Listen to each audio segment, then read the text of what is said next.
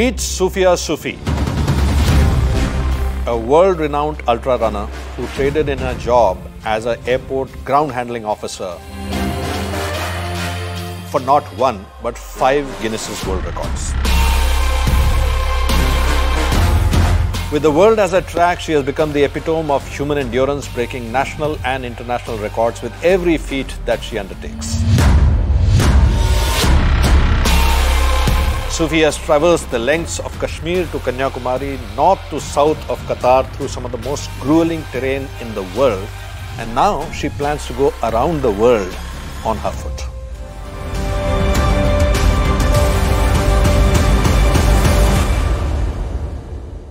So thanks a ton, Sufia, for coming to this show and telling us about your amazing journey, literally a journey in which you are running for thousands of kilometers over the last few years. But before all of that, I want to go back to the beginning where it all began. So you come from this Ajmer, a girl from Ajmer, a conservative family, the first girl to have, मतलब घर छोड़ के कहीं और काम करने के लिए जो जा रही हैं, आप पहली जनरेशन अपनी फैमिली की, और आपने सिविल एविएशन ज्वाइन किया, इंदिरा गांधी एयरपोर्ट में आपने शुरू किया, और 10 साल आप रोज एयरपोर्ट जाते थे और पैसेंजर्स को दुनिया घूमते हुए देखते थे जी। तो क्या हुआ फिर एक दिन आपने फैसला किया कि अब मैंने भी घूमना है और मैंने भाग के घूमना है? How did it start? First of all thank you so much for giving me this opportunity. मेरी जर्नी अभी इस वक्त मैं अपनी जर्नी के बारे में सोचती हूँ और पीछे मुड़ के देखती हूँ तो ऐसा लगता है कि कुछ भी डिसाइडेड नहीं था। It was like roller coaster. होता है ना कि जब आप छोटे होते हैं, आप स्कूल में होते हैं, कॉलेज में जाके आपका एक माइंड क्लियर हो जाता है कि आपको जाके करना क्या है आगे जाके। हर इंसान का एक इंटरेस्ट अलग होता है। मेरी लाइफ में ऐसा कभी नहीं हुआ, हमेशा गोल्स चेंज होते रहे, इंटरेस्ट चेंज होता रहा। मैं घर से बाहर निकल के काम करना चाहती थी आफ्टर कंप्लीटिंग माय ग्रेजुएशन, और मेरी फैमिली में, मेरे पूरे ख़ानदान में मैं अकेली थी जिसने बाहर जाके ये सब किया। फैमिली ने लेकिन सपोर्ट किया हमेशा। एविएशन ज्वाइन किया और बड़े ही कहते ना कि बाहर से जो चीज़ें आपको चमकती धमकती नज़र आती हैं उनका उतना ही डार्क साइड होता है। एविएशन का भी अपना एक डार्क साइड है कि आपको मेकअप लगे हुए चेहरे, हंसते हुए चेहरे दिखेंगे, बट वो उसके पीछे क्या लाइफ चल रही है, आप कौन सी लाइफ जी रहे हैं, वो आप ही जानते हैं।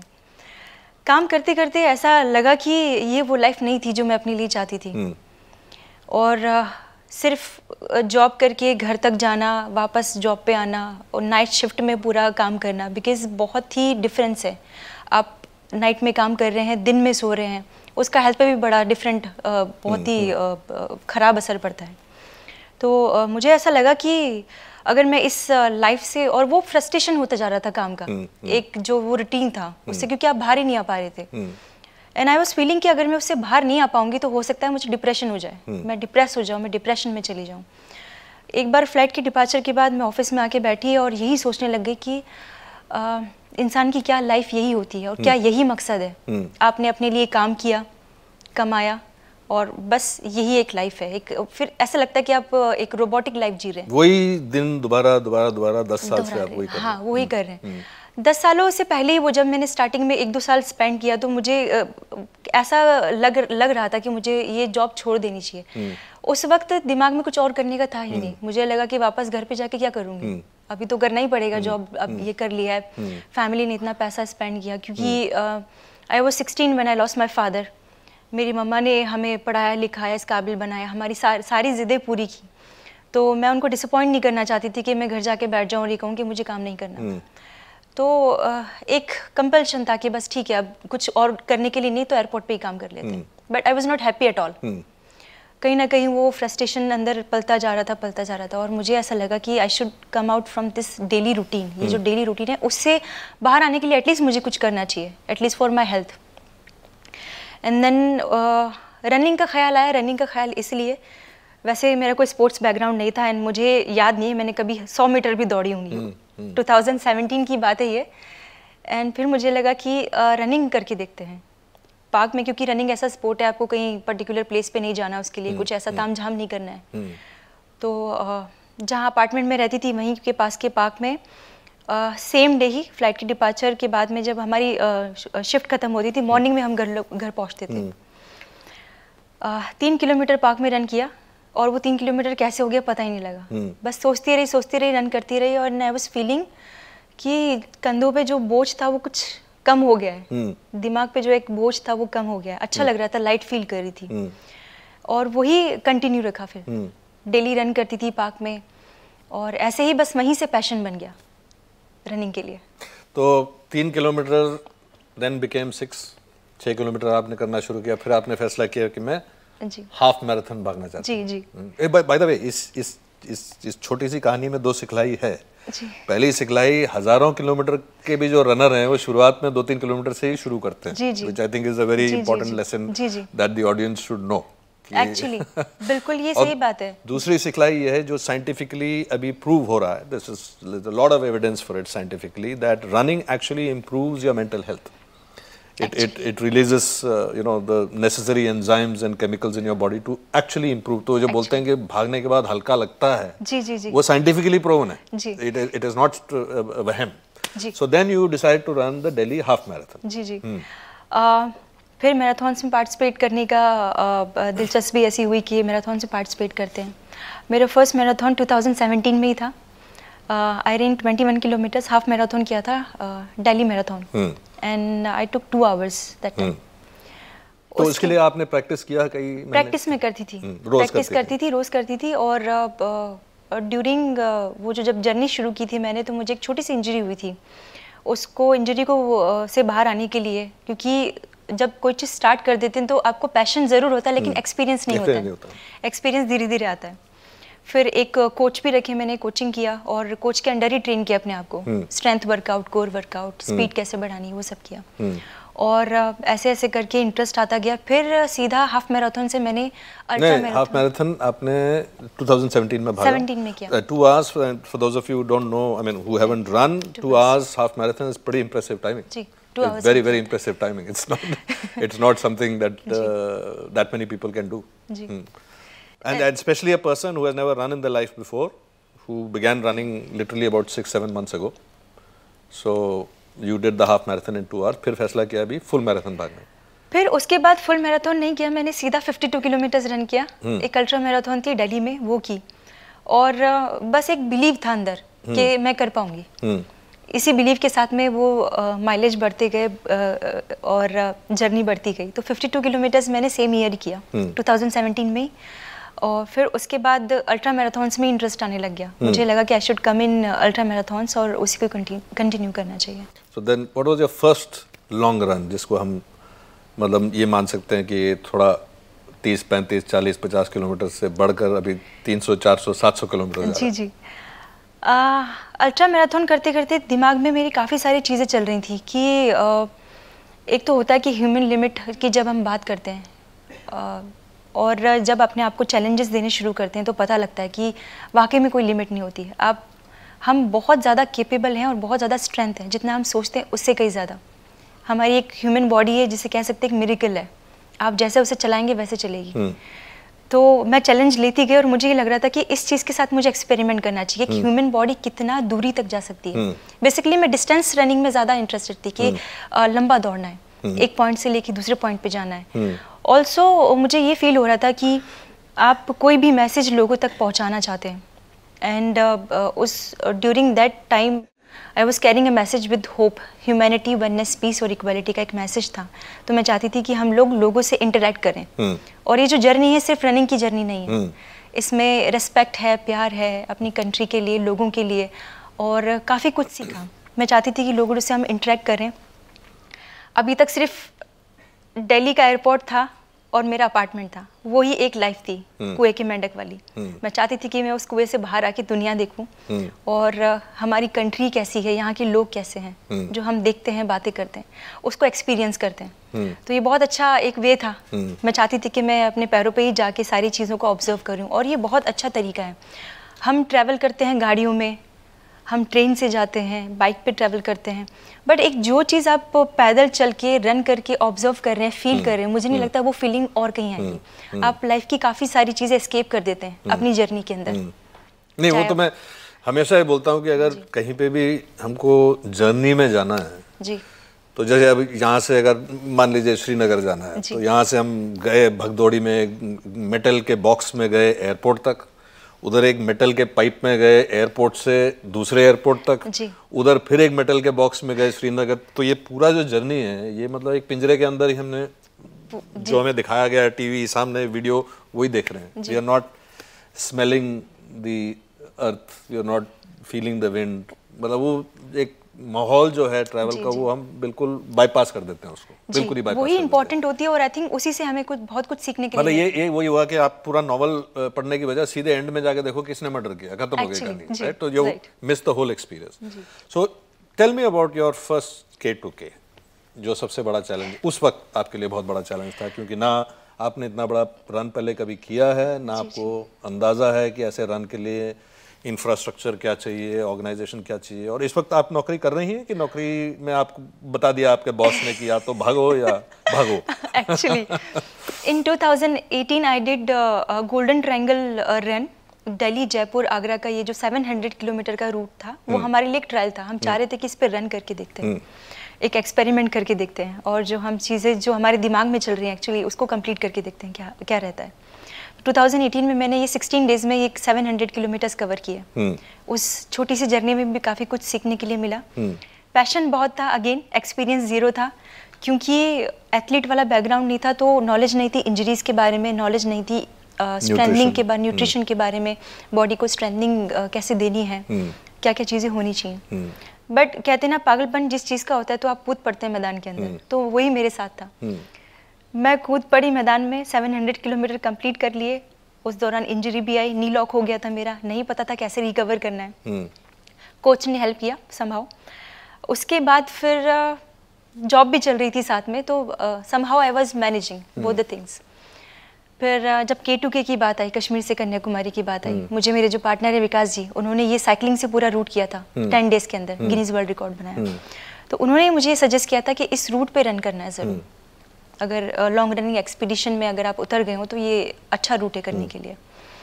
एंड मैं बहुत सुनते ही एकदम गुज़बम्स आ गए कि K2K Kashmir to Kanyakumari run करना ही एक ड्रीम की तरह था उस वक्त। लेकिन फिर अगेन चैलेंजेस कि मैंने बॉस के पास गई, उनको मैंने अपना प्रपोजल दिया कि किसी तरह मुझे छुट्टियां मिल जाएं, इसके लिए मुझे कंपनी थोड़ा सा सपोर्ट करे। बट वो एकदम से बॉस आए और ऑप्शंस दो रख दिए कि ये या तो जॉब है या रनिंग है, दोनों में से एक ही काम कर सकते हैं। मैंने 1 मिनट भी नहीं लगाया और रेजिग्नेशन लेटर तुरंत दे दिया। नहीं पता था कैसे सरवाइव करना है आगे, क्योंकि दिल्ली में हम रेंट का रूम लेके रह रहे थे। ऐसा कोई फाइनेंशियली बैकग्राउंड मेरा स्ट्रांग नहीं है कि पूरा बैकअप है पीछे, नौकरी छोड़ भी दिया तो चलो सपोर्ट रहेगा। बस दिमाग में बस यही था, पागलपन था, पैशन था कि K2K करना है, K2K करना है। हम एक मैसेज लेके चल रहे हैं, काफ़ी सारी चीज़ें करनी है हमने। तो जॉब छोड़ने के बाद में सारे चैलेंजेस वहीं से शुरू हुए।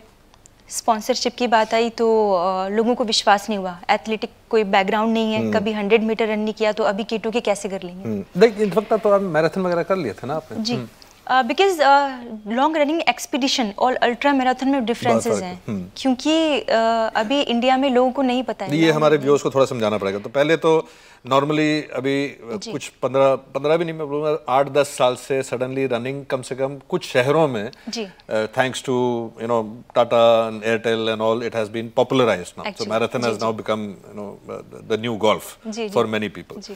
सो एक वो ड्रीम रन होता है जो 7 किलोमीटर का होता है, जो हम बोलते हैं भागने की भी जरूरत नहीं है, आप खड़े रहो तो अपने आप ही घूम जाओगे, इतनी भीड़ होती है। दूसरा जो 21 kilometre half marathon, which is something serious, matlab it gets into the serious. Right. Then 42 is full marathon.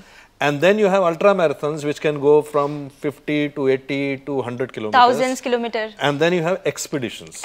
Expeditions are more like rallies where you are starting from one country, ending up like this one, navigating the globe. That's the expedition. So you finished 700 kilometers, Golden Triangle. Now you are going to do Kashmir to Kanyakumari. आपने resign कर दिया है नौकरी से, पैसे हैं नहीं आपके पास इतने, अंदाजा भी नहीं है कि क्या लगेगा इसमें। सिर्फ ये मालूम है कि पिछला रिकॉर्ड 100 कितने दिन का है? नहीं, रिकॉर्ड था नहीं। तो आपने रिकॉर्ड तोड़ना है यार, रिकॉर्ड बनाना है। दैट वाज योर आइडिया कि रिकॉर्ड बनाना है इसको। नाउ टेल मी, फिर कैसे शुरुआत हुई? बस जर्नी वहीं से शुरू हुई। हम रिसोर्सेज जोड़ने में लग गए, विकास जी और मैं। हम 2 ही टीम थे, हमारे पास कोई बड़ी टीम नहीं थी, रिसोर्सेज नहीं थे, बट कोशिश कर रहे थे कि किसी तरह हमारा ये जो K2K का रन है कश्मीर से कन्याकुमारी का, जिसका हमने पूरा जो बजट बनाया था 10 लाख रुपीस तक का बनाया था, और हम कोशिश भी कर रहे थे, स्ट्रगल कर रहे थे लोगों के पास जाके, जो ऑर्गेनाइजर्स हैं, जो कंपनीज़ हैं, बट अनफॉर्चुनेटली कहीं से कुछ बड़ी हेल्प नहीं मिल पाई, बड़ा सपोर्ट नहीं मिल पाया। Then we started crowd funding, एक प्लेटफॉर्म से, कैटो प्लेटफॉर्म है, वहाँ से हमने क्राउड फंडिंग शुरू किया, बट क्राउड फंडिंग से भी इतना नहीं हो पाया क्योंकि 10 लाख का बजट बहुत बड़ा होता है। हम लोग बहुत भटके उस वक्त, उस दौरान हमारा जो PF फंड था, हमने हमारी जितनी भी सेविंग्स थी, मेरा जो गोल था, अभी मैं ये बात कह रही हूँ तो शायद फैमिली को पता लग जाएगा। तो पता है टीम, अच्छी बात। मामा, घर वाले ऐसे होते ना कि बच्चों के फ्यूचर की सोचते हमेशा, और जाहिर सी बात है कि वो यही सोचेंगे कि उनका फ्यूचर सिक्योर है, वो जॉब कर रहे हैं, जॉब में अच्छा करें, प्रमोशन हो उनका। तो घर वालों को ही लगा तो ये तो मतलब जॉब छोड़ छाड़ के सोना बेच बूझ के भागने जा रही। तो सब क्रेजी ही कह रहे थे एक्चुअली, क्योंकि इतना लंबा कोई दौड़ता नहीं है ऐसा एक्सपीडिशन, क्योंकि स्टार्टिंग ही मैंने किया इसका यहाँ से, एंड मुझे अच्छा लग रहा था वो चीज़। मुझे ये लगा कि ठीक है, वो मुझे काफ़ी सारी नेगेटिविटी झेलने के लिए मिली, सोसाइटी की, सब चीज़ों की, बट मुझे लगा कि मुझे वक्त दे देना चाहिए, क्योंकि हर चीज़ को आप वक्त देते हैं तो जवाब वक्त ही दे देता है, आपको बोलने की ज़रूरत नहीं होती है। मैं यही सोच रही थी, मुझे उस वक्त अपना गोल्ड बेचना पड़ा, हमारा जो जितना भी PF फंड था हमारा सारा चला गया, रिसोर्सेज फिर भी नहीं बने, एंड कुछ लोगों ने कमिट किया लेकिन फिर वो एंड मोमेंट पे बैकआउट हो गए। विकास जी ने ये बोला कि कोई बात नहीं, मैं स्कूटी चलाऊंगा पीछे, तुम आगे दौड़ना, हम ऐसे एक्सपीडिशन करेंगे, क्योंकि मुझे ऐसा लग रहा है कि जितना पैशन मेरे अंदर था, विकास जी के अंदर भी उतना ही पैशन था। वो खुद चाहते थे कि ये मुकम्मल हो, पूरा हो, और किसी तरह हम इसे स्टार्ट करें। हम कह रहे थे ठीक है फिर ऐसे ही करते हैं, हम सारे लगे तैयारी करने। तो एक डॉक्टर थे, उन्होंने अपना, उनको पता लगा कि ऐसे स्कूटी पे प्लान कर रहे हैं, स्कूटी में जाना है पीछे। हाँ, तो उन्होंने अपना गाड़ी दिया, वैगनार दिया कि मेरी गाड़ी ले जाओ, कोई बात नहीं, मैं मैनेज कर लूँगा। वो वैगनार लेके हम लोग श्रीनगर के लिए निकल गए। रिसोर्सेज फिर भी नहीं आए हमारे पास में, क्योंकि जितना बजट हम लेके चल रहे थे कि हमें रुकना है, क्योंकि आप 100 डेज तक सड़क पे रहेंगे, एक तरीके से सड़कों पे ही रहना है, भागना है, फिर होटल करना है, फिर सारी चीज़ें हैं, रिसोर्सेज हैं, आपका सारा कुछ है, वो सब अरेंज करना है। बट हमारे अंदर इतना ज़्यादा पैशन और पॉजिटिविटी था कि जो होगा अच्छा होगा, बुरा कुछ नहीं होगा, एक बार श्रीनगर पहुँच जाए और स्टार्ट कर लें जर्नी, फिर देखा जाएगा क्या होता है। श्रीनगर पहुंचने से पहले हमारी गाड़ी ख़राब हो गई थी, इंजन उसका ख़राब हो गया। 2 दिन हमें रुकना पड़ा पानीपत, इनके फ्रेंड के यहाँ। वहाँ रुक के हमने फिर अपना जो जर्नी था उसको, जो एक्सपीडिशन का डेट था उसको 2 दिन बढ़ाया। किसी तरह श्रीनगर पहुँच के वो जर्नी स्टार्ट की, और कहते ना कि आप एक जो छोटी सी जर्नी स्टार्ट करते हैं, लोग जुड़ते जाते हैं, मिलते जाते हैं, वैसे ही हमारे साथ हुआ। हमें ये लग रहा था कि श्रीनगर में हम डल लेक पहुंचेंगे और हम 2 ही लोग होंगे, ये जर्नी स्टार्ट करेंगे और ऐसे ही चलती रहेगी। बट जैसे ही वहाँ पहुँचे तो वहाँ की रनिंग कम्युनिटी के लोग, वहाँ की जो पुलिस डिपार्टमेंट था, वहाँ के जो ऑल इंडिया रेडियो के एक थे सर जो रनिंग में थे खुद, उनको ये पता लगा, उन्होंने वहाँ पे रेडियो में इंटरव्यू करवाया, वहाँ सब लोगों को पता लगा। और जिस वक्त स्टार्ट लाइन पे मैं खड़ी थी, इतने लोगों को देख के आई वाज सो सरप्राइज कि इतने लोग भी आ जाएंगे। उसमें लोकल्स भी थे, उसमें पुलिस डिपार्टमेंट था, उसमें ऑल इंडिया रेडियो से जो लोग थे वो भी आए थे। I was feeling so happy कि वो सब लोग ज्वाइन करने के और इतना अप्रिशिएट कर रहे थे। बस वहीं से वो जर्नी शुरू हुई, एक पॉजिटिविटी के साथ में। एंड आप मेरे को ये भी बता रहे थे कि जितना आपको रास्ते में सपोर्ट मिलता गया जी, और you know as we keep saying that if you really want something, you desire something, किसी चीज़ को आप शिद्दत से चाहें तो पूरी कायनात मिलाने में लग जाती है। और रास्ते में आपको मिलते गए जी जी, जो आपकी मदद करे या हुवर यू नो जी जी, supporting your stay, supporting your जी। ऐसे ही हो पाया क्योंकि लोगों को पता लग रहा था, क्योंकि जितने भी लोकल न्यूज़ चैनल्स थे, लोकल न्यूज़पेपर्स थे, वो कवर कर रहे थे जर्नी, रास्ते में मिल रहे थे, तो लोगों को पता लगता जा रहा था कि वो अभी यहाँ पहुँच रही हैं। और ऐसा माहौल बन गया था कि अभी जैसे नेक्स्ट सिटी कोई आने वाली है तो वहाँ लोगों को पता लगा, उनको ये लगा कि ये लड़की हमारे शहर से दौड़ रही है तो इसे कोई प्रॉब्लम नहीं होनी चाहिए। तो वो सारा कुछ अरेंज करके रखते थे और यही सिलसिला पूरा कन्याकुमारी तक चला। अब मेरे को जलंधर की कहानी बता रही थी जब जी, क्योंकि ये ज़रूरी है, हमारे जो दर्शक हैं उनमें 2 कैटेगरी के लोग होंगे। कुछ ऐसे लोग होंगे जो भागते हैं और कुछ लोग ऐसे होंगे जिन्होंने स्कूल के बाद भागा नहीं है। और जिन्होंने भागा नहीं है उनको, ये जो भागते हैं उनको तो अंदाज़ा है कि 10 किलोमीटर भागने में कहाँ कहाँ दर्द होता है और धूप में भागने में क्या होता है, चढ़ाई में भागने में क्या होता है, रोड सरफेस में भागने से कितना उसमें स्ट्रेस फ्रैक्चर हो सकता है, ये सब उनको मालूम है। लेकिन जो भागते नहीं हैं उनको भी एहसास होना चाहिए कि भागना आसान काम नहीं है। It is very very difficult, क्योंकि unlike many other activities it is fundamentally very boring activity, because it's one foot after another फुट। ऐसा नहीं है कि आप फुटबॉल खेल रहे हो, सॉकर खेल रहे हो, कोई competition. And mainly the competition is with yourself. वो हमारे को in the army we used to have instructors who used to teach us running. तो वो हमेशा ये बोलते थे, या तो आप रुकोगे या गिरोगे। अगर रुके तो बॉडी जीती और गिरे तो फिर माइंड जीता, क्योंकि mind is commanding the body, you have to keep running till you drop. But if body stops first then it means body has won and mind is defeated. I want you to tell me about Jalandhar. Srinagar से जैसे journey शुरू किया वैसे journey बहुत अच्छी चल रही थी। जैसे हमने प्लान किया था कि डेली हम 40 to 50 किलोमीटर्स कवर करेंगे। आई वाज कवरिंग 50 किलोमीटर्स और सपोर्ट मिलता जा रहा था, सब कुछ अच्छा चल रहा था। बट श्रीनगर से स्टार्ट करने के कुछ ही दिन बाद I was feeling little disturb. मुझे ऐसा लग रहा था कि कुछ ठीक नहीं चल रहा बॉडी में। मुझे ब्रीदिंग की प्रॉब्लम आने लग गई, मुझे पेट में दर्द रहने लग गया। हम ऐसे जो लोकल क्लिनिक होते हैं वहाँ पे आसपास गए, वहाँ पे क्लिनिक पे दिखाया तो वहाँ पे भी इतना ज़्यादा हमने चेकअप नहीं करवाया, क्योंकि टाइम लिमिटेशंस होते थे। तो सब लोग ये सजेस्ट करते थे मे भी हो सकता है कोई गैस्ट्रिक प्रॉब्लम हो तो वो सिर्फ जो मेडिसिन दे के वो ठीक कर देते थे। उसके बाद भी मुझे कुछ ठीक नहीं लग रहा था, बट हम somehow we were covering the distance. हमें ये लग रहा था कि कुछ छोटा मोटा इशू है, गैस्ट्रिक प्रॉब्लम है, इसलिए ये सब हो रहा है। बट जलंधर में जिस दिन मेरा रन था, मुझे 50 किलोमीटर्स करना था। जैसे ही मैं गाड़ी से बाहर निकली मैं पूरी कोलैप्स कर गई, वहाँ पे गिर गई थी, बेहोश हो गई थी। और मेरी आंख हॉस्पिटल में खुली जाके। उस हॉस्पिटल की जो डॉक्टर थी वो मुझे ज्वाइन करने वाली थी, बिकॉज वो भी एक रनर थी। अच्छा। वो ज्वाइन करने वाली थी क्योंकि जलंधर में पता था कि इस तरह से कोई रनर आ रही है और ज्वाइन कर रही है। But she was so surprise कि मैं उनको इस हालत में मिल गई। मेरी जैसे ही आँख खुली उनको देखा मैंने। एंड आपकी जर्नी में होता यह है कि इसलिए हमें हमेशा होपफुल रहना चाहिए, पता नहीं कहाँ से जरिए निकल के आ जाए। And she was like a angel for me. उन्होंने रिपोर्ट्स देखी और उन्होंने बताया कि क्या क्या बहुत कुछ डिस्टर्ब्ड है अंदर, इन्फेक्शन है बुरी तरीके से, एक लंग कोलैप्स कर गया है, गॉल ब्लैडर स्वेल्ड हो गए हैं, उनमें पानी भर गया है। जब रिपोर्ट दिल्ली लाई गई तो यहाँ पे बोला गया डॉक्टर्स ने कि अभी इनका रन रुकवा दीजिए, 15-20 डेज बेड रेस्ट है पूरा। Because I was feeling like कि मैं चल भी नहीं पा रही हूँ, इतना ज़्यादा बॉडी वीक हो गई थी। उन्होंने कहा कि कोई बात नहीं, मुझे कुछ दिन दो, मैं तुम्हें इस लायक तो कर दूंगी कि तुम अपना जो रन है वो पूरा कर पाओ।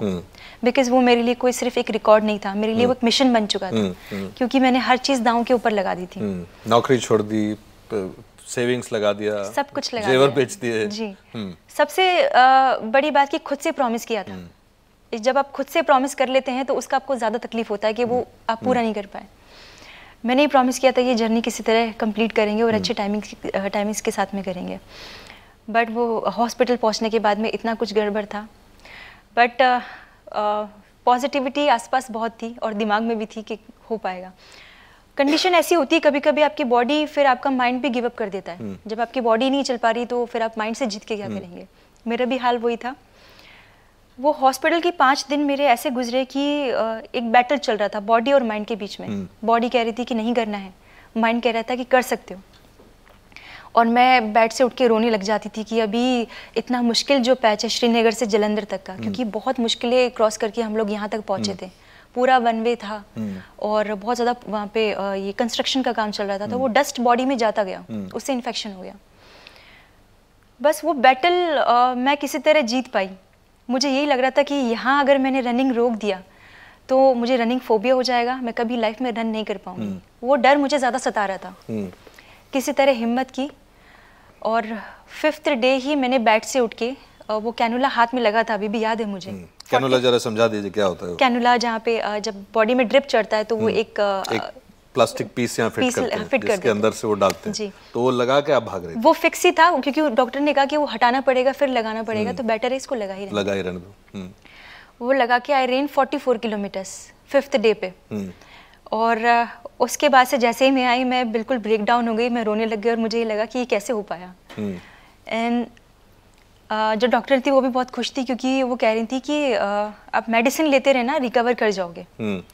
44 किलोमीटर कंप्लीट करने के बाद से हम डॉक्टर से मिले और फिर सेम डॉक्टर से वो मिले। भी साथ थे वो उनसे हॉस्पिटल में मिलने के लिए आए थे। अच्छा, वापस? जी, वापस मिलने आए थे। और फिर उसके बाद से टिल कन्याकुमारी मुझे याद है अभी भी मैंने एक भी डे ब्रेक नहीं लिया था। मैं गोलियां खाती थी डेली, वो मोटी मोटी 2 गोलियां खानी पड़ती थी, अभी भी याद है मुझे। वो खा के रन करना पड़ता था, बट कन्याकुमारी तक ये था। और हॉस्पिटल में मैं इनसे ये कह रही थी विकास जी से कि ये मेरी ज़िंदगी का आखिरी रन होगा, इसके बाद से मैं नहीं दौड़ूंगी, अभी बहुत हो गया, क्योंकि जब जान ही नहीं रहेगी तो दौड़ के क्या फ़ायदा। इतनी ज़्यादा मैं वो हो गई थी, वीक हो गई थी, और मुझे लग रहा था कि अब तो जान पे ही बात बनाइए, क्या करें। बस वो जो 5 दिन थे वो कह सकते हैं कि पूरी लाइफ बदल के रख दी मेरी। ये नहीं कि सिर्फ हमें रनिंग के लिए खड़ा होना है, रिकॉर्ड बनाना है, आपका काफ़ी ज़िंदगी को देखने का नज़रिया भी चेंज हो जाता है टूवर्ड्स लाइफ।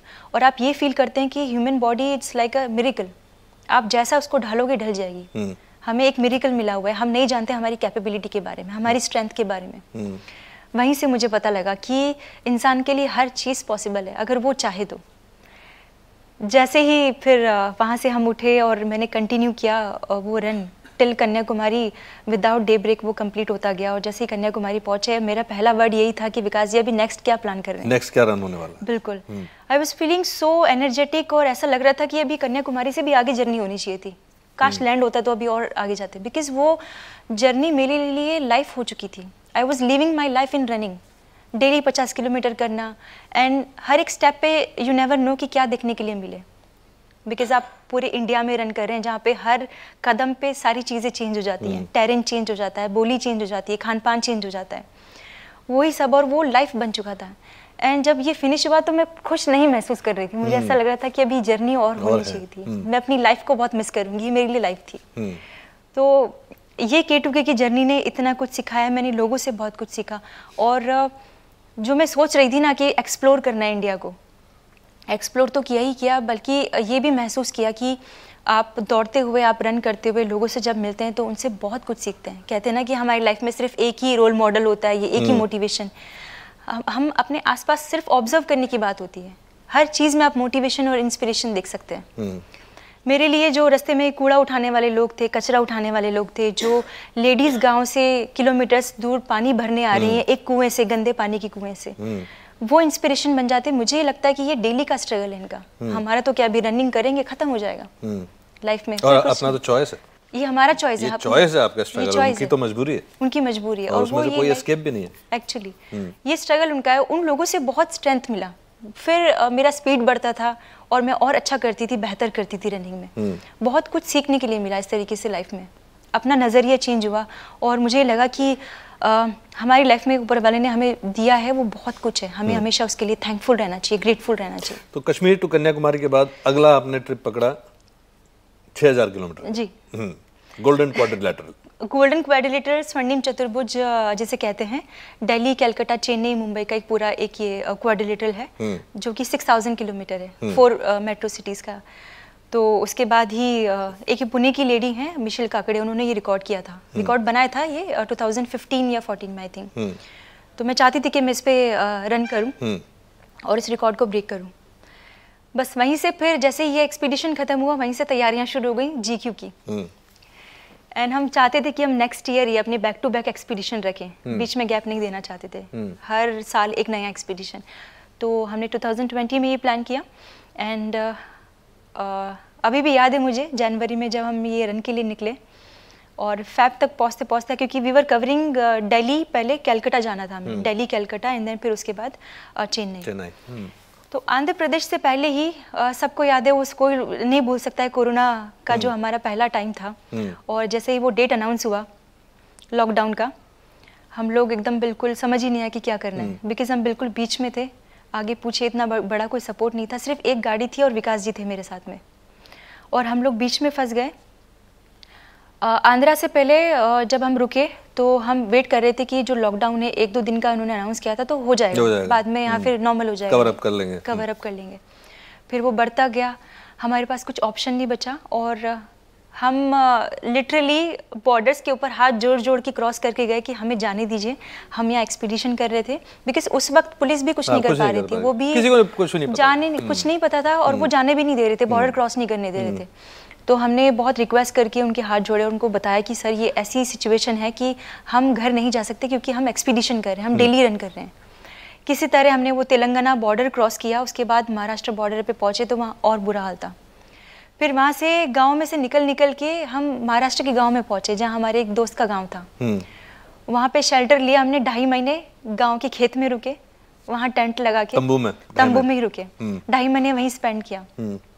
बस डेली इसी का वेट करते थे कि चलो 1 वीक 2 वीक निकल जाएगा, वो भी कोई बात नहीं, हम कवर कर लेंगे।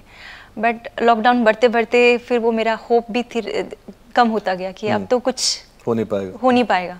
जो 2200 किलोमीटर्स मैंने कवर किए थे वो सब वैनिश हो गए। तो उनका नंबर खत्म हो गया। क्योंकि होता क्या है कि जब आप स्टार्ट कर देते हैं जर्नी तो आपको कंटिन्यू रखनी पड़ती है, you can't take long break. Which is not fair also, because if you are saying if you are doing it in X number of days, then you can't say कि I'll take vacation for 1 week then come back. Actually वही था। तो इसलिए फिर हम उस गांव के अंदर रुके और वहीं पे मैं ट्रेनिंग किया करती थी खेत के अंदर ही, और अच्छे से प्रिपेयर किया अपने आप को। एंड सेम ईयर 2020 दिसंबर में क्वाड्रिलेटरल का फाइनली दिसंबर में स्टार्ट किया। दोबारा से शुरू किया 0 से। रीसेट कर गए। जी, क्योंकि उस वक्त आफ्टर कंप्लीटिंग 2200 किलोमीटर्स ये फिर दिमाग में पागलपन हो गया था कि ये तो अधूरा ही छूट गया, हो नहीं पाया, अभी तो सब पूरा करके ही रहना है। तो दिसंबर में ये स्टार्ट किया एंड देन हम लोग प्लान कर रहे थे 135 डेज, बट वो 110 डेज में ये पूरा रिकॉर्ड बना। 110 दिन में 6000 किलोमीटर कंप्लीट किया मैंने। तो ये गोल्डन क्वाड्रिलैटरल में आप मेरे को बता रही थी कि चारों सिटीज के बीच में एक लेग था जो बॉम्बे से दिल्ली टू बॉम्बे वाला जो लेग था, जो आप सबसे तेज करना चाह रही थी। तो ये लेग को तेज करने का क्या मतलब, वेयर वाज द नीड और the inspiration? Actually Delhi Mumbai highway जो बड़ा फेमस हाईवे, और काफ़ी लोग उस पर राइड करते हैं, रनिंग करते हैं, और काफ़ी लोगों ने उस पर रिकॉर्ड्स भी बनाए। और उस पर रनिंग का रिकॉर्ड मिलिंद सोमन सर ने बनाया था, and it took 30 days for Milind Soman the super fit yes super model. उन्होंने 30 डेज में ये रिकॉर्ड किया था दिल्ली मुंबई, और मैंने ये पूरा फिनिश किया 29 डेज में। 29 डेज? जी। सो 1 day less than Milind Soman? Yes. Wow. तो मैं चाहती थी कि मैं फास्टेस्ट करके उनका रिकॉर्ड ब्रेक करूं। Well, you didn't want to break his record, but you wanted to be the fastest person, and that person happened to be Milind Soman. Right. So you actually beat Milind Soman by 24 hours. Yes. In the same race. Yes. With, I'm sure, a slightly smaller team than him. Yes. I had only Vikas with me, तो. Wow. जी। फिर again जो journey होती है, जब आप हज़ारों kilometre run करते हैं, दौड़ते हैं, सारे चैलेंजेस होते हैं, वेदर को लेके, इंजरीज़ को लेके, बहुत इंजरीज़ आई, वेदर को लेके काफ़ी चैलेंजेस आए। बट ये था कि जैसे जैसे मैं एक्सपीडिशंस कर रही थी, जैसे K2K से बहुत सीखा अपने एक्सपीडिशन से, तो मेंटली उतना प्रिपेयर थी मैं कि इंजरीज़ भी आ जाए तो रन करना है कंटिन्यू। हाँ, नहीं दौड़ा जा रहा है कोई बात नहीं, you have to cover the distance, just walk. नहीं दौड़ा जा रहा है तो वॉक करके कंप्लीट कीजिए। मुझे अभी भी याद है लेफ्ट लेग में इंजरी हुई थी, पूरा पैर सूज गया था बुरी तरीके से, शिन स्प्लिंट हो गया था एक्चुअली, चलना भी मुश्किल हो पा रहा था। बट हमने काफ़ी फिजियोथेरेपिस्ट को भी दिखाया, तो वो निडलिंग करके वो, लेकिन ये इंजरीज टाइम लेती है, आपको टाइम देना पड़ता है। मुझे लगा कि टाइम दूंगी तो वो ठीक नहीं हो पाएगा। तो हमारी रनिंग कम्युनिटी के एक सर हैं राज बड़गामा, काफ़ी फेमस और रिनाउंड अल्ट्रा रनर है, उन्होंने सजेस्ट किया कि यू जस्ट कीप वॉकिंग, क्योंकि इंजरीज को जितना टाइम दोगे ना वो उतना टाइम लेगी ठीक होने में। अच्छा। So it's better to walk. नहीं दौड़ पा रहे हो कोई बात नहीं, वॉक करके कवर करो। मैं 3 दिन तक 50 किलोमीटर तक वॉक करती रही। हर रोज 50 किलोमीटर? हर किलोमीटर वॉक किया। वो बैंडेज, जो क्रैप बैंडेज होती है वो बांध के, उस पर बाम लगा के बहुत सारा, उसको हॉट फ्रेमेशन दे के वो करती गई। बट धीरे धीरे फिर बॉडी रिदम में आ गई अगेन वो, फिर उसके बाद से फिर कंटिन्यू किया, एंड देन 6000 किलोमीटर फाइनली हो गए 110 दिन में। एंड देन यू डिसाइडेड कि I will now do this in कतार। ये कैसे हुआ? आफ्टर मेकिंग दिस रिकॉर्ड्स और ये सब जो जर्नी थी इंडिया में जो रन किया, मुझे ये लगा कि तभी से अराउंड द वर्ल्ड का एक्चुअली आइडिया आ गया था कि एक दिन मरने से तो पहले की डिज़ायर है कि अराउंड द वर्ल्ड करना है ऑन फुट। ये सपना है सबसे बड़ा मेरा। तो मुझे लगा कि कहीं ना कहीं से शुरुआत करते हैं अभी, विकास जी ने भी मुझे सजेस्ट किया था कि अभी कतार में जैसे फीफा हुआ था, अभी वहाँ पे माहौल था रनिंग का, और कम्युनिटी काफ़ी डेवलप कर रही है वहाँ पे स्पोर्ट्स के मामले में। और कतार छोटी सी कंट्री है, नॉर्थ टू साउथ इतना डिस्टेंस नहीं है उसका, तो हमें ये लगा कि अभी यहीं से शुरुआत करते हैं, एक बार ये एक्सपीडिशन करके देखते हैं। तो वो एक्सपीडिशन प्लान किया फिर हमने, एंड वो 200 किलोमीटर्स मैंने 30 आवर्स एंड 31 मिनट में कंप्लीट किया, नॉर्थ टू साउथ, जो कि अगेन वो एक गिनीज वर्ल्ड रिकॉर्ड बना। ओके जी। एंड देन यू डिड उसके बाद Manali to Leh. Manali to Leh, yes. Manali to Leh, I want to tell the viewers, Manali to Leh is not any normal run. Matter of fact, even in the running community, there is a very popular now run, which is the Leh Marathon. Yeah. And one of the reasons why this is considered very tough is, those of you who have traveled to Manali know this, Manali to Leh, that you are also climbing altitude. And as you climb altitude, oxygen level goes down, which, as we all know, is a very essential commodity for running, because while you are running, you are consuming far more oxygen. And matter of fact, many countries, athletes actually train in high altitude so that when they come down, their performance improves dramatically. So running Manali to Leh is not any ordinary run that you do on a flat. You have to cross, I think, did you cross the Rohtang Pass also? Yes. Yeah, so you have to cross the passes, and that means basically going up an altitude, then coming down. And let me tell you, for those of you who have not run long distances, even running down is not easy, because it takes a lot of toll on your knees. It's not an easy, yes, not actually. easy. People think running down must be easier, right. but it's not easy. It takes a lot of. So why did you decide Manali to Leh? Manali to Leh इसीलिए क्योंकि road पे running करना, and मैंने कभी mountains पे run नहीं किया, mountains पे कभी रही नहीं, उसका एक्सपीरियंस नहीं था। और जो मनाली टू ले रूट है वो वर्ल्ड के टफेस्ट रूट के अंदर आता है, because of high altitude, low oxygen, और इसके हाई 5 पासेस हैं जो आपको क्रॉस करने पड़ते हैं। तो एक्सपीडिशन ऐसा करना था जहाँ पे सर्वाइवल की बात आए। अभी ये सिर्फ ये नहीं कि रोड पे आपने रन किया, रिकॉर्ड बना लिया, ठीक है, वो अच्छे टाइमिंग के साथ ने आपने पूरा कुछ किया। मनाली टू ले रन करना, इवन वॉक करना भी आपके लिए बहुत बड़ा सर्वाइवल की बात है, क्योंकि वहाँ पे लोग गाड़ियों से ही जाती है तो उनकी तबीयत खराब हो जाती है। तो मुझे ये लगा कि अभी इस रूट के ऊपर रन करके देखते हैं कैसा रहता है एक्सपीरियंस। एक एक्सपीडिशन प्लान करते हैं पूरा, इस पे रन करके देखते हैं। और वो मैंने रन किया था 2021 में मनाली टू ले, but it took me 156 hours. हम प्लान तो कम ही करके चल रहे थे क्योंकि मेरा एक्सपीरियंस इतना अच्छा नहीं था, और ट्रेनिंग भी मैंने इतनी खास नहीं की थी उस वक्त, टू बी वेरी फ्रैंक। कुछ सारी गलतियां हुई हमसे, और हमें ये लगा कि माउंटेन्स पे रनिंग करने का एक अलग एक्सपीरियंस होता है। आपको बहुत एक्सपीरियंस की ज़रूरत है। आपको पता होना चाहिए कि जब आप माउंटेन्स पे हाई ऑल्टीट्यूड पे रन कर रहे हैं तो आपको क्या तैयारियां करनी है बेसिकली। बाद में ये समझ में आया कि acclimatisation is the key only. जितना ज़्यादा एक्लिमेटाइज करेंगे, जितना ज़्यादा आप माउंटेन्स पे रह के ट्रेन करेंगे, उतना ज़्यादा ही आपके लिए बेटर है। बिकॉज होता क्या है, हम प्लेन पे 8-8 घंटा ट्रेनिंग में दे रहे हैं, और हम ये सोच रहे हैं कि माउंटेन्स पे जाके हम झंडे गाड़ देंगे, विच इज़ नॉट पॉसिबल। वहाँ की ट्रेनिंग, वहाँ का टेरेन अलग है, आपकी वो ट्रेनिंग वहाँ जीरो हो जाएगी। आपको वहीं पे रह के ट्रेन करना पड़ेगा अपने आप को। ये वैसे लाइफ का असूल है जी, ये रनिंग का ही नहीं है कि कहीं और ट्रेन करके किसी और जंग के मैदान में अगर लड़ाई लड़ोगे तो वहाँ पक्का हारोगे। You have to learn how to fight in the place where you have to fight. बिल्कुल बिल्कुल। तो बस उसका प्लान किया था, और उस वक्त हमारी गलती ये थी कि हम लोग एक्लिमेटाइज करके दिल्ली आ गए थे प्रिपरेशन करने के लिए। बिकॉज जैसे कि मैंने बताया कि मेरे पास एक ही टीम है, वो है विकास जी। हम लोग सारी तैयारियां करने के लिए दिल्ली आ गए, बॉडी डी एक्लिमेटाइज हो गई, एंड देन फिर हम मनाली गए। फिर जैसे ही फर्स्ट डे रन शुरू किया तो वहीं से पता लगना शुरू हो गया कि बॉडी डी एक्लिमेटाइज हो चुकी है, और बहुत ज़्यादा एफर्ट लग रहा है। And it took me 156 hours, और मुझे लगा था कि ये परफॉर्मेंस अच्छी नहीं है, ठीक नहीं है, मुझे दोबारा करना चाहिए। तो दिमाग में ये था, वो बकेट लिस्ट में रखा हुआ था कि मनाली ले अगेन करना है मुझे। एंड देन फिर उसके बाद में अभी रिसेंटली आई डिड मनाली ले, ये रिसेंट ही किया है मैंने, and it took me 98 hours. 98 hours, yes, wow, 98 hours. And इसकी भी एक कहानी है। 400 and how many kilometers approximately? It's 470, almost 470 kilometers plus the passes and all, plus the passes, elevation अलग। इसकी भी एक स्टोरी है इसके पीछे। ये चैलेंज मैंने किया, जो पहला अटेम्प्ट था, इट टुक मी 113 आवर्स। हम 100 आवर्स का खुद से चैलेंज लेके चले थे, लेकिन वो नहीं हो पाया। अगेन वो मेडिकल इश्यूज कुछ हो गए मुझे, और स्टार्टिंग के 2 दिन नींद नहीं आई, क्योंकि जब आप इतना रन कर रहे हैं डेली 100 किलोमीटर 200 किलोमीटर, तो आपको सो जाना चाहिए। नींद नहीं आई, और कुछ मेडिकल इश्यूज हो गए, वो फिर मुझे वॉक करके थोड़ा सा ज़्यादातर वॉक ही करके कंप्लीट करना पड़ा, and it took me 113 hours. वापस आ गए मनाली। मनाली में जो भी ये हैजार्ड आया था, नेचुरल हैजार्ड, वहाँ पे हम लोग वापस घर नहीं आ पाए। एंड वहाँ पे हमें यूनिवर्सल साइन मिल रहे थे कि you should do it again. और हमारी गाड़ियों पे स्टिकर लगे थे बड़े बड़े 100 आवर्स के। और देख के ना वो ऐसा लग रहा था कि 100 आवर्स में नहीं हो पाया। बन तो गया रिकॉर्ड, वर्ल्ड रिकॉर्ड बन गया, ठीक है, बट 100 आवर्स में नहीं हो पाया। फिर विकास जी आए मेरे पास, और मेरे एक दोस्त हैं राहुल, ये राहुल मेरे साथ पेसर थे और वो माउंटेन से ही हैं, हिमाचल से ही हैं, तो उनके साथ ही ट्रेन किया मैंने अपने आप को। ये दोनों आए, इन्होंने कहा कि इसको प्लान करते हैं दोबारा, बॉडी कैसी जा रही है। मैंने अब तो ठीक है, रिकवर कर लिया है, क्या प्रॉब्लम है। उस दिन मैंने टेस्ट रन किया, 30-40 किलोमीटर्स माउंटेन पे रन करके देखा, हाँ ठीक है, कोई इंजरी कुछ ऐसी बड़ी इशू तो नहीं है।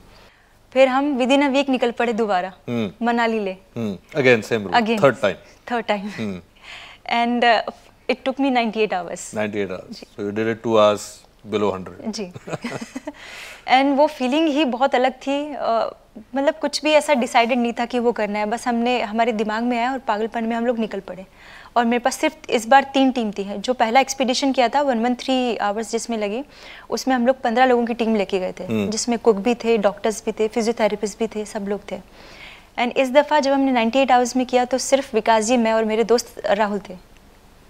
हम 3 ही लोग थे और वो 98 आवर्स में पूरा रिकॉर्ड हो गया। I want to talk about your last run from Siachen to Kargil. Siachen base camp two Kargil war memorial का जो हमारा एक्सपीडिशन था, वो हम नहीं चाहते थे कि हम कोई रिकॉर्ड के लिए बनाए उसे। जैसे वहाँ पे तो रिकॉर्ड सिर्फ एक ही जन बना सकते हैं, वो इंडियन आर्मी है। जी जी, वही रिकॉर्ड बना सकते बिल्कुल हैं। बिल्कुल, क्योंकि वो जो वहाँ पे करके आते हैं, जी जी, वो मेरे ख्याल से all of us can only give homage, we can not do anything more than that. Definitely. और हम चाहते भी नहीं थे कि हमें इसे रिकॉर्ड, क्योंकि वो सिर्फ एक प्योर फीलिंग्स थी। हमने पूरे इंडिया में रन किया और मेरा आर्मी के साथ बहुत इंटरेक्शन रहा। जब हमने K2 किया, हमारा जो पहला एक्सपीडिशन था, हमें आर्मी का सेल्फलेस सपोर्ट मिला, स्पेशली श्रीनगर में। हमने कभी कहीं वहाँ पे किसी को इन्फॉर्म नहीं किया, प्रायर इन्फॉर्मेशन नहीं दिया कि हम रन कर रहे हैं, बट वो लोग यही कोशिश कर रहे थे कि लड़की सेफली यहाँ से निकल जाए। बहुत केयर कर रहे थे। जैसे वो दूर से दिख रहे थे कि कोई लड़की भाग के आ रही है तो वो नींबू पानी लेके आ रहे हैं। वहीं से मुझे ऐसा लगा कि एक होता है ना, इंडियन आर्मी के लिए हर इंसान के दिल में अलग अलग फीलिंग है, वो हर अलग अलग तरीके से जाहिर करते हैं, और ट्रिब्यूट भी अपना हर अलग तरीका होता है हर इंसान का देने का। मैंने तभी से डिसाइड किया कि मैं एक रन तो इंडियन आर्मी के लिए ज़रूर करूँगी, उनको ट्रिब्यूट देने के लिए। हम जितना दें उतना कम है बेसिकली, लेकिन जितना हम कर सकते हैं उतना हमें करना चाहिए। तो मेरी अगर कैपेबिलिटी है कि मैं रन कर सकती हूँ, मैं लॉन्ग डिस्टेंस कर सकती हूँ, तो मैं ये ज़रूर करूँगी कि सियाचिन वॉर मेमोरियल से कारगिल वॉर मेमोरियल का एक रन करूँगी, क्योंकि कारगिल विजय दिवस आ रहा था और हमने एप्लीकेशन भी डाली हुई थी काफ़ी टाइम से। बट वो एंड मोमेंट पे जाके जब कॉल आया हमें, तो मैं खुशी से एकदम उछल पड़ी कि फाइनली अप्रूवल मिल गया है रन करने के लिए, क्योंकि बहुत डेस्परेट थी। और ये journey it's not all about running, it's not all about record, ये सिर्फ प्योर फीलिंग्स थी मेरी इंडियन आर्मी के लिए। जो कारगिल वॉर के अंदर जो लोग शहीद हुए थे, हमारे जवान जो शहीद हुए थे, उनको एक ट्रिब्यूट देने का मुझे लगा कि मैं थोड़ा सा बिट दे सकती हूँ। फिर हमने एक्सपीडिशन किया और ये 25 जुलाई को हमने कंप्लीट किया था। 25 जुलाई? 25 Oh, that's a good day. जी, उस दिन कंप्लीट किया था। और हम चाह रहे थे कि जो जर्नी है इसमें इमोशंस हैं, इसमें प्यार है, इसमें रेस्पेक्ट है, इसमें सब कुछ है। तो ये जर्नी हम अपने लिए रिकॉर्ड करके रखना चाह रहे थे कि पूरी जो जर्नी है वो शूट हो।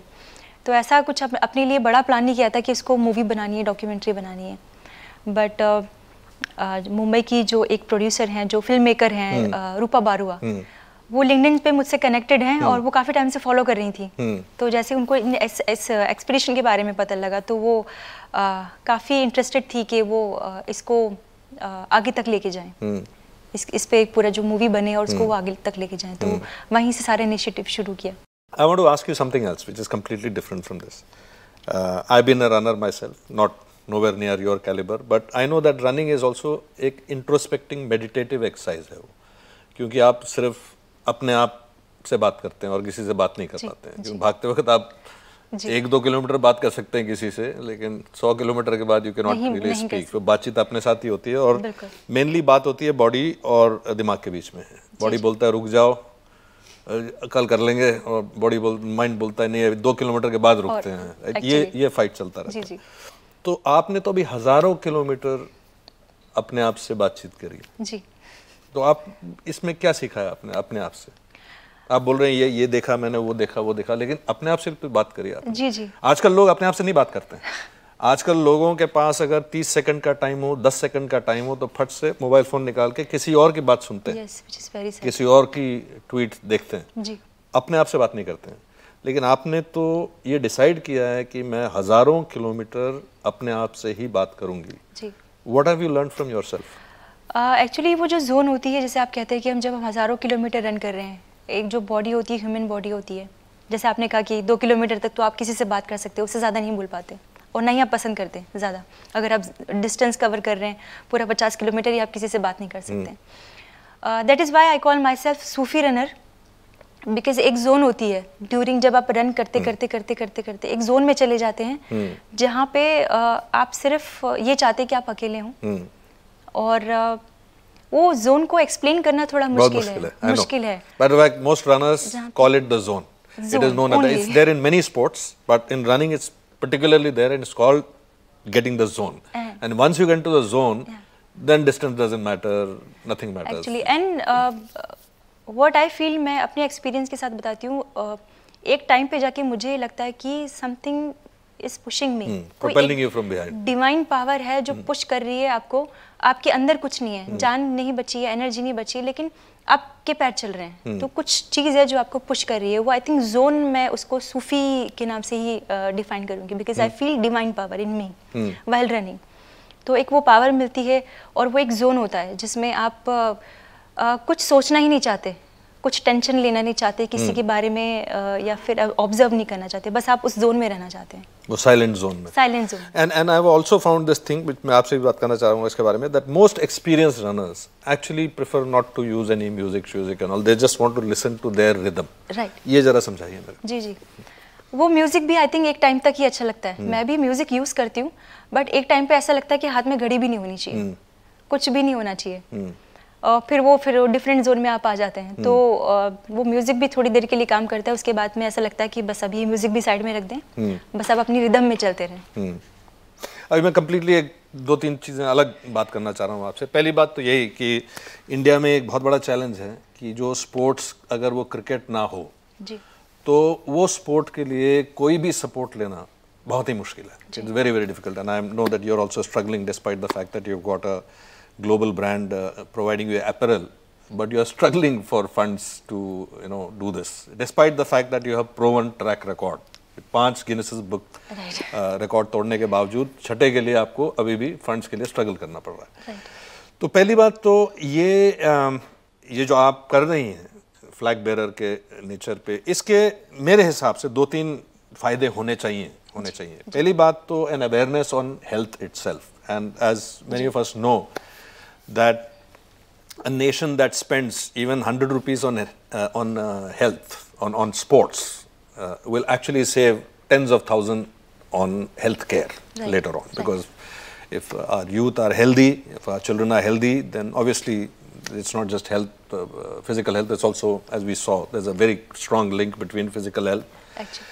The second is running is probably the only sport you can do for which you require no equipment.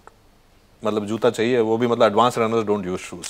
आपने भी अपना पूरा Kashmir to Kanyakumari you just did normal local shoes, तो ऐसा कुछ नहीं है कि टेनिस कोर्ट चाहिए, गोल्फ कोर्स चाहिए, स्विमिंग पूल चाहिए। So even for a country which is large parts of our population can not even afford to go to a gym, forget about dedicated pools and all of that, but running is something that anybody can do, and I am hoping that your story is an inspiration कि भाई तो ठीक है, ultra marathon नहीं, half marathon तो भाग सकते हैं, उसमें क्या है, if you can run 3 kilometers, 6 kilometers, 21 thousands of kilometers, then anybody can do it. But more importantly, I think for girls, for women. मैंने पूरा ऑलमोस्ट इंडिया कवर किया पैरों से अपने रन करके।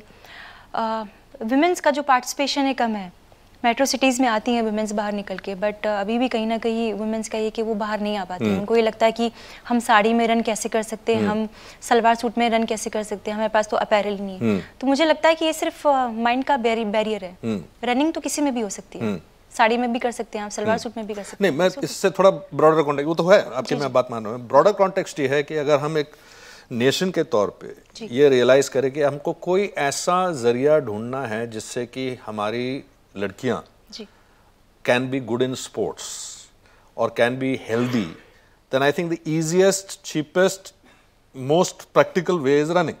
It's running. Right? So I'm hoping that those of us who are watching this, who have been runners in the past and given it up because we thought we have become too old or we have, you know, हो गया अब क्या भागना, जैसे आपने बोला कश्मीर तो करने started running in 30 plus, after 30 ही मैंने अपना रनिंग जर्नी शुरू किया। और किसी भी चीज़ को स्टार्ट करने की कोई उम्र नहीं होती है। दिमाग में जब भी जो चीज़ क्लिक कर जाए, जो आपके लिए अच्छी है और जिसका पैशन है आपको, आप कभी भी स्टार्ट कर सकते हैं उसे। So give me an advice, one piece for me, people like me who used to be runners, लेकिन उनको लगता है यार अभी शुरू करना है, करेंगे शुरू, फिर 1-2 दिन करते भी हैं शुरू, फिर छोड़ देते हैं, फिर बोलते हैं चलो अगले हफ्ते से करेंगे। I want you to give a message to all people who are out there कि ये ठानना एक बात है, लेकिन वो ठान कर उसको पकड़ के रखना दूसरी बात है। ठानते तो सब हैं। 31 दिसंबर को कितने लोग ठानते हैं कि कल से हम ये करेंगे वो करेंगे, जन्मदिन में सब लोग ठानते हैं कि आज के बाद मैं ये नहीं करूंगा एक्चुअली, बट उसको सस्टेन कैसे करते हैं? Again it's depend on your priority. हमारे लिए कितनी, ये डिपेंड करता है कि आपके लिए लाइफ में आपकी इम्पोर्टेंस कितना है किसी चीज़ के लिए। जैसे कि सपोज़ मैंने न्यू ईयर पे ठाना कि मुझे अभी इतना रन करना है, इतना किलोमीटर, तो मैं उस अपने पर्पस के लिए, उस गोल के लिए कितना सीरियस हूँ, उस पर डिपेंड करता है। प्लस ये कि जैसे ही आप बेड से बाहर निकल जाते हैं, आई थिंक मुझे लगता है कि आधी जंग इंसान की वहीं ख़त्म हो जाती है। तो बस वही एक सबसे बड़ा पार्ट है कि आपको बिस्तर से कंबल हटाना है, आपको उतरना है नीचे, वहाँ आप आधी जंग जीत चुके हैं। तो वही चीज़ जो आपको स्ट्रेंथनिंग देती है। एक चैलेंज लेंगे लाइफ में, आप रेडी रहेंगे दूसरे चैलेंज के लिए। तो ये कंसिस्टेंसी अपने आप ही आ जाती है जब आप उतना पैशनेट होती हो किसी के लिए। तो आई थिंक पैशन का होना ज़रूरी है, पागलपन का होना ज़रूरी है। अगर मैं अपनी हेल्थ को लेके, फिटनेस को लेके कॉन्शियस हूँ, तो मेरे लिए वो हमेशा प्रायोरिटी पे रहेगी और मैं कंसिस्टेंसी रहेगी मेरे अंदर कि मुझे उसे कंटिन्यू करना है। तो it's depend on priority. Depends on your priority. Yes. Depends on the conversation you have with yourself. Yes. But most importantly, it depends on the promise you make to yourself. Actually. है ना? Actually. I think आपने जो आज बताया है कि 3 से 6, 6 से 21, 21 से 52, 52 से 700, 700 से 2200, फिर 2200 से 6000, फिर 6000 से God willing 45,000. Ji. It is only a state of mind. State of mind. And the best way to attain that state of mind is to begin it. Begin it. And once you begin it, the person who is supporting you, जिसके साथ आप बातचीत करते हो, वो बाकी देख लेगा। जी और जी डेफिनेटली मैं एक चीज़ और शेयर करना चाहती हूँ ये कि हम ट्रेंड हो जाते हैं किसी भी चीज़ के लिए फिजिकली कि अभी हम तैयार हैं, बॉडी बन गई है, अब रेडी हैं। उससे सबसे पहला जो स्टेप होता है इंसान का, वो होता है माइंड से ट्रेन करना अपने आप को। पॉजिटिव माइंड से ट्रेन करके आप मेंटली अगर फिट हैं और मेंटली तैयार हैं किसी भी चीज़ के लिए, तो मुझे लगता है कि 90% आप सक्सेस पा सकते हैं उसमें। तो सबसे पहले मेंटली रेडी होना ज़रूरी है किसी भी चीज़ के लिए। फिजिकली से ज़्यादा मेंटली ज़्यादा इंपॉर्टेंट है। तो पॉजिटिव माइंडसेट का मतलब ये कि इंसान हमेशा अपने आप से कम्पीट करे, दूसरे को ना देखे कि दूसरा आगे बढ़ गया। और आजकल हो क्या रहा है कि कंपटीशन का टाइम है, इंसान बहुत जल्दी अपनी लाइन चेंज कर देते हैं। हमें जल्दी इसमें कुछ नहीं मिल रहा तो हम अपनी लाइन चेंज कर देते हैं। बट स्पोर्ट ऐसी चीज़ है ना, उसमें सब्र की, इट्स लाइक तपस्या। आपको बहुत सब्र करना पड़ता है, आपको प्रैक्टिस करनी पड़ती है बहुत ज़्यादा, तब ताकि कुछ मुकाम हासिल होता है। तो पेशेंस रखें और अपने साथ कम्पीट करें हमेशा, दूसरों के साथ नहीं। अपने आप को बेटर करें, जो आप कल थे उससे बेटर आप अपने आप को आज बनाएं। तो आई थिंक उस पर फोकस करेंगे तो आप किसी भी गेम में अच्छा कर सकते हैं, लाइफ में भी अच्छा कर सकते हैं। बिल्कुल, लाइफ में भी अच्छा कर सकते हैं जी। तो जैसे बोलते हैं ना, हमारे पुराणों में भी लिखा हुआ है कि एक इंसान की अकल और उसकी एक्सपीरियंस उसके उम्र से नहीं नापी जाती जी। वो उसने क्या यात्रा की है उससे नापी जाती है। तो उस हिसाब से at a young age you have done more mileage than many of us sitting here today. So thank you very much, Sophia, for coming and giving us this inspiration, and I'm sure a lot of us, at least I, will reconsider once again of putting on the running shoes. Thank you so much. Thank you so much.